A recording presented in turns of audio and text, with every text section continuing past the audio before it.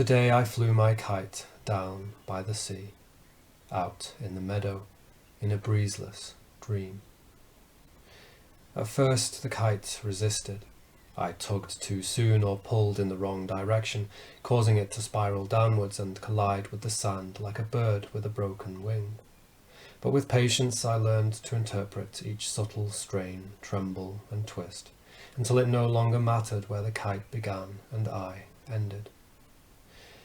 At the pinnacle of its climb, its pull became less recalcitrant and rebellious, my own insistence less impatient and demanding. And as a parent watches their child peddle a few wobbling yards on a bike without stabilisers, I gazed up in wonder at the kite as it rose to an elevated state of weightlessness directly above me. For a few sublime seconds it was free from the burden of gravity, and hung unaided upon the blinding rays of the sun, their piercing light passing through its tough, translucent fabric without tearing it. I momentarily lost sight of the kite as it hid within the glare, but I remained aware of its position in the sky through the unreeled twine held taut in my grip. Maybe it would be easier to fly it with my eyes closed.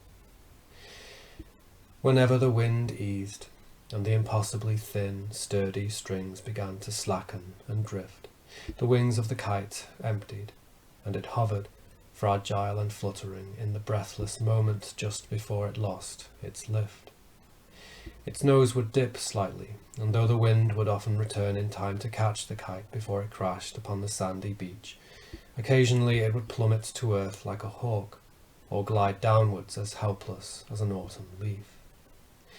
But if my reflexes were quick, a sharp yank with the correct arm would point its nose upwards once again, and it would ascend, like a soul to heaven, by the averted thrust of its falling. As I stood, anchored in the sand, the strings vanished, though their pull remained, and I fancied myself a sorcerer, a masterful conjurer of elemental forces in unwavering command of the wind.